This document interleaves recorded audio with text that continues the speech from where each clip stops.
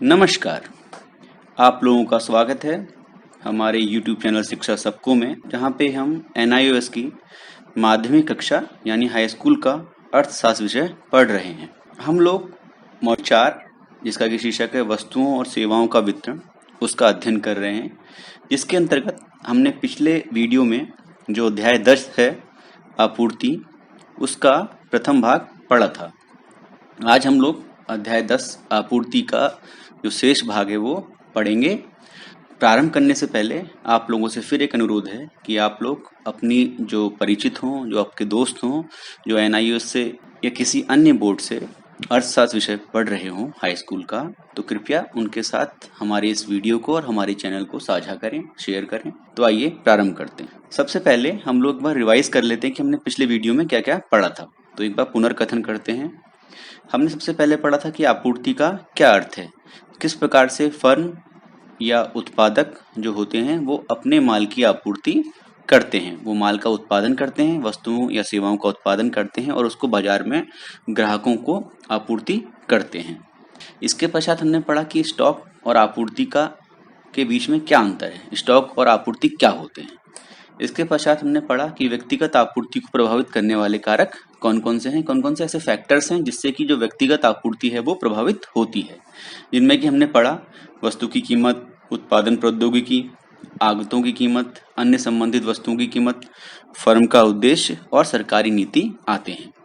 इसके पश्चात हमने वस्तु की व्यक्तिगत आपूर्ति अनुसूची यानी कि एक टेबल के बारे में पढ़ा, जिसके के अंतर्गत हम किसी एक वस्तु की आपूर्ति के बारे में बात कर रहे थे। एक वस्तु की जो कि एक फर्म द्वारा सप्लाई की जा रही थी, उसके बारे में हमने अध्ययन किया। इसके पश्चात हमने आपूर्ति का नियम पढ़ा, जिसके अंतर्गत की हमने पढ़ा कि किस प्रकार से जो वस्तु की कीमत के बढ़ने के साथ साथ जो वस्तु की आपूर्ति है वो उत्पादक या फर्म द्वारा बढ़ा दी जाती है। ठीक है, और जब कीमत कम होती है तो आपूर्ति कम हो जाती है। इस प्रकार से जो वस्तु की कीमत है और जो वस्तु की आपूर्ति होती है, आपूर्ति की मात्रा, उन दोनों में एक प्रत्यक्ष संबंध होता है। इसके पश्चात हमने जो आपूर्ति का नियम है इसको ग्राफिकल रिप्रेजेंटेशन या चित्र के माध्यम से प्रस्तुत किया, जिसको कि आपूर्ति वक्र कहते हैं। हमने आपूर्ति वक्र के बारे में एक जो उदाहरण जो आपके किताब में दिया गया था, जो कि सॉल्व था या जो कि इसका हल दिया गया था, उसको आपको दिखाया था। आज हम एक अनसॉल्व्ड एग्जाम्पल करेंगे जो कि हल नहीं किया गया है, आपकी किताब का ही एक एग्जाम्पल है। ये पाठगत प्रश्न 10.2 है।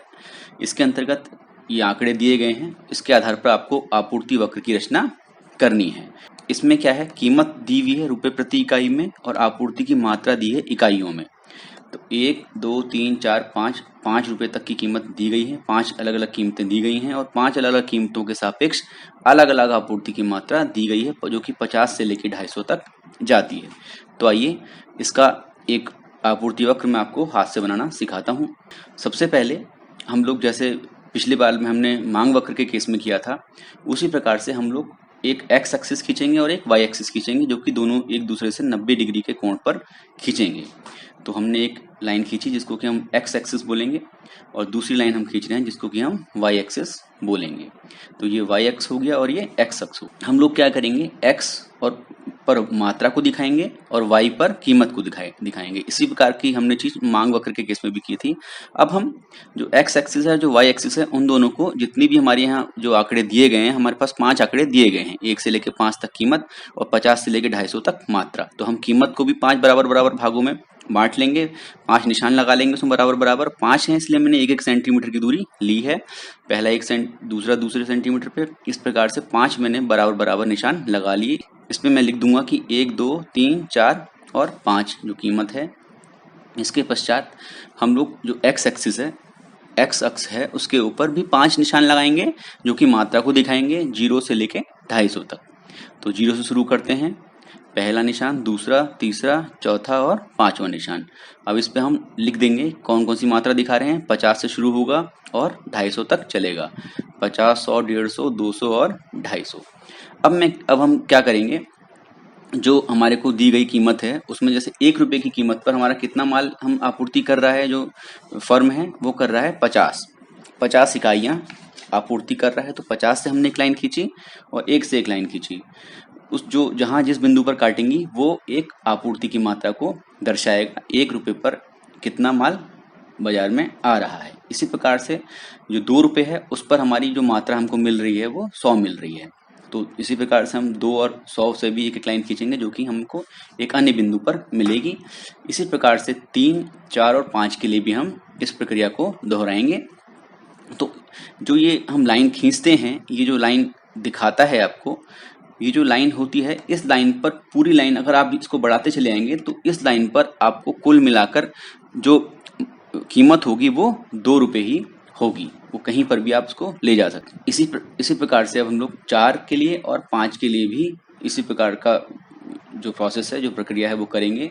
4 पर जो इकाइयां जिनकी हम आपूर्ति कर रहे हैं वो 200 है और 5 पर 250 है। अब हम इन सारी जो बिंदु हमको मिले हैं, जो 5 बिंदु हमको मिले हैं अलग अलग आपूर्ति की मात्रा को दिखाते हुए, उन सारे बिंदुओं को मिलाते हुए एक रेखा खींचेंगे जिसको कि हम आपूर्ति वक्र बोलेंगे। तो इस आपूर्ति वक्र की सहायता से हम किसी भी अन्य बिंदु पर, जैसे अगर हम चाहें हमको ये आपूर्ति वक्र मिलेगा, तो अगर हम चाहें तो 2.5 रुपये पर भी हम निकाल सकते हैं कि कितनी मात्रा हमको मिलेगी। वो जो मात्रा जहाँ पर काटेगी ये मात्रा हमको मिलेगी कि हम 250 रुपये पे हमको कितनी मात्रा आपूर्ति हो रही है। इस प्रकार से हम निकाल सकते हैं। इस आपूर्ति वक्र का ये उपयोग किया जा सकता है। मुझे लगता है कि समझ गए होंगे किस प्रकार से आपको आपूर्ति वक्र बनाना है। अब आपूर्ति वक्र की आकृति के बारे में बात करते हैं। अभी आपने देखा कि जो आपूर्ति वक्र होता है उसके हिसाब से क्या होता है, जो आपूर्ति का नियम है वो क्या कहता है कि वस्तु की कीमत तथा आपूर्ति की मात्रा में प्रत्यक्ष संबंध होता है। तो प्रत्यक्ष संबंध के कारण जो आपूर्ति वक्र होता है वो ऊपर की ओर ढाल वाला होता है। मतलब जो आपूर्ति वक्र है, ये वक्र है आपूर्ति वक्र, ये ऊपर की ओर को ढाल वाला होता है। मतलब जैसे जैसे मात्रा, जैसे जैसे कीमत बढ़ेगी उसी प्रकार से मात्रा भी बढ़ेगी। अगर कीमत 2 रुपये है तो 100 मात्रा है। अगर कीमत 3 रुपये हो रही है तो जो आपूर्ति की जा रही है वो 150 रुपये की जा रही है। तो इस प्रकार से जो आपूर्ति वक्र होता है ये ऊपर की ओर ढाल वाला होता है। तो ये क्यों होता है? क्योंकि वस्तु की कीमत तथा आपूर्ति की मात्रा में प्रत्यक्ष संबंध होता है। तो कोई फर्म किसी वस्तु की अधिक कीमत पर अधिक तथा कम कीमत पर उसकी कम मात्रा की आपूर्ति तो करती है, लेकिन वो क्यों करती है ऐसा, ये हम जानेंगे अब। मतलब हम जानेंगे कि जो आपूर्ति वक्र है वो ऊपर की ओर ढाल वाला ही क्यों होता है, वो ऊपर की ओर ढाल वाला क्यों होता है। मतलब ये अभी आपको एक दिखा रखा है आपूर्ति वक्र, इसमें जैसे जैसे कीमत बढ़ रही है उसी प्रकार से आपूर्ति की मात्रा भी बढ़ रही है। 200 पे 100 है, 300 पे 200 है, 40 पे 300 है। इस प्रकार से आप देख रहे होंगे ये धीरे धीरे बढ़ता जा रहा है। जैसे जैसे कीमत बढ़ रही है वैसे वैसे जो सप्लाई फर्म कर रही है वो बढ़ती जा रही है। तो ये ऐसा क्यों होता है, आइए इसके जो कारण है वो समझ लेते हैं। सबसे पहला कारण है कि वस्तु की कीमत में वृद्धि से लाभ में वृद्धि होती है। वहीं उल्टा अगर कीमत में कमी होगी तो लाभ में भी कमी होगी। तो क्या है, अगर आपको लाभ में वृद्धि करनी है तो वस्तु की कीमत जब बढ़ेगी तो कोई भी फर्म, ऑब्वियस सी बात है, वो वस्तु का अधिक से अधिक मात्रा में उत्पादन करेगी और जब अधिक से अधिक मात्रा में उत्पादन करेगी तो अधिक से अधिक मात्रा में आपूर्ति भी करेगी बाजार में उसी माल की। ठीक है। दूसरा जो रीजन है वह है वस्तु की कीमत में वृद्धि विक्रेता को अपने स्टॉक का कम से कम एक भाग बेचने के लिए प्रेरित करती है। मान लीजिए अभी कल तक रेट था 2 रुपये किसी चीज का और आज वो 2.5 रुपये हो गया है। तो अब क्या है, अब जो जिसके पास माल गोदाम में पड़ा हुआ है वो चाहेगा कि अधिक से अधिक माल 2.5 रुपये पर बेच दूं, क्योंकि कुछ पता नहीं है कि कल के दिन ये दोबारा से 2 रुपये हो जाए रेट। तो इसलिए क्या है, जब वस्तु की कीमत में वृद्धि होती है तो विक्रेता अपने स्टॉक का कम से कम एक भाग बेचने के लिए प्रेरित हो जाता है। ठीक है। उसी प्रकार से जब उल्टा होता है, वस्तु की कीमत में कमी होती है तो जो आपूर्तिकर्ता होता है, जो सप्लायर होता है, वो माल को रोक लेता है, वो आपूर्ति कम कर देता है। अब वो क्यों किया जाता है ये आप अगले पार्ट में पढ़ेंगे। ठीक है। अभी आप ये जान लीजिए कि वस्तु की कीमत में वृद्धि और कमी के अनुसार विक्रेता अपने स्टॉक का उपयोग करता है। इसके पश्चात है अधिक लाभ। अब जब अधिक लाभ आना शुरू हुआ, कीमत बढ़ी, कीमत में वृद्धि हुई, लाभ में वृद्धि हुई, तो क्या होगा, केवल एक फर्म नहीं कई फर्में आना बाजार में सोचेंगी और बाजार में आ जाएंगी। तो इससे क्या होगा, इससे जब कई सारी फर्में आ गई तो अब अभी तक एक ही आदमी उत्पादन कर रहा था, कई आदमी अगर आके उत्पादन करने लग गए तो क्या होगा, ऑब्वियस सी बात है जो उत्पादन की मात्रा है वो पहले की अपेक्षा बहुत ज्यादा बढ़ जाएगी। और जब बढ़ जाएगी उसकी मात्रा, तो उसकी सप्लाई भी या उसकी आपूर्ति भी बाजार में बढ़ जाएगी और इससे आपूर्ति में और अधिक वृद्धि होगी। तो ये 3 कारण थे जिसके की कारण आपूर्ति का वक्र इस प्रकार का होता है, ऊपर की ओर को ढाल वाला। ठीक है। अब है वस्तु की बाजार आपूर्ति। जैसे वस्तु की व्यक्तिगत आपूर्ति थी, उसी प्रकार से वस्तु की बाजार आपूर्ति में क्या होता है, बाजार में दी गई कीमत पर, किस कीमत पर, जो दी गई कीमत है उस पर दी गई समय अवधि में सभी फर्मों द्वारा, जो जितनी भी फर्में हैं, पहले हम केवल एक फर्म की बात कर रहे थे, हो सकता है एक से ज़्यादा फर्म हो और कई सारी फर्में बाजार में काम कर रही हूँ एक बार में, तो बाजार में दी गई कीमत पर जितनी भी फर्में हैं उन द्वारा वस्तु की आपूर्ति की कुल मात्रा उस वस्तु की बाजार आपूर्ति कहलाती है। ठीक है। इसमें 3 चीजें जरूरी है, कीमत, समय अवधि और आपूर्ति की कुल मात्रा। ठीक है। और इसमें सभी फर्में आ गई हैं, इसमें केवल एक फर्म की बात नहीं हो रही है, सभी फर्मों की बात हो रही है, तभी ये बाजार आपूर्ति कहलाएगी। बाजार में जितनी भी फर्म है वो किसी भी माल की या किसी भी वस्तु या सेवा की जितनी भी आपूर्ति करेंगी, जितनी भी मात्रा की आपूर्ति दी गई समय अवधि में करेंगी, वो 1 हफ्ता भी हो सकता है समय अवधि, 1 दिन भी हो सकता है, 15 दिन हो सकता है, 1 महीना हो सकता है, तो उसको बोलेंगे वस्तु की आपूर्ति की कुल मात्रा, तो यह बाजार आपूर्ति। तो अब एक एग्जाम्पल से समझ लेते हैं इसको। मान लीजिए एक बाजार है, इसमें 3 जो फर्में हैं X, Y और Z, ये 3 फर्में हैं। एक दी गई कीमत यानी कि 2800 रुपये प्रति कुंटल के हिसाब से एक रेट चल रहा है, उस पर चीनी की 3 फर्में हैं, तो ये 8 कुंटल देती है, ये Y 10 कुंटल देती है और Z 15 कुंटल देती है। तो X, Y, Z कुल मिला के कितना दे रही हैं, 33 कुंटल दे रही हैं। कितने दिन में, 1 दिन में। तो कुल मिला के 1 दिन में जो चीनी की आपूर्ति हो गई, बाजार आपूर्ति, वो हो गई 33 कुंटल, और किस रेट पर हो गई, 2800 रुपये प्रति क्विंटल पे। तो ये हो गई बाजार आपूर्ति, इसको बोलते हैं बाजार आपूर्ति, जो कि सभी फर्मों द्वारा वस्तु की आपूर्ति की कुल मात्रा होती है, किस पर, दी गई कीमत पर और दी गई समय अवधि में। अब हम बात करते हैं वस्तु की बाजार आपूर्ति की अनुसूची। जैसे हमने व्यक्तिगत आपूर्ति की अनुसूची बनाई थी, उसी प्रकार से ही वस्तु की बाजार आपूर्ति की अनुसूची भी होती है। ये भी सिंपली एक टेबल होती है जिसमें कि जितनी भी फर्में हैं, हमारे इस केस में हमने 3 ही फर्में ली हैं, जो अभी हमने XYZ का उदाहरण दिखाया था, चीनी के जो व्यापारी हैं या चीनी के उत्पादक हैं या फर्म हैं, उनकी बात हम कर रहे थे। तो ये होता क्या है, बाजार आपूर्ति अनुसूची विभिन्न कीमतों पर, जैसे अभी हमने 2800 की बात की थी, हो सकता है 2900 कीमत हो, 3000 हो, 4000 हो, इस प्रकार से जो अलग अलग कीमतों हैं उन पर बाजार में सभी फर्मों द्वारा की गई आपूर्ति की मात्राओं का योग होती है। ठीक है। अब हम इसको एक टेबल के माध्यम से समझ लेते हैं।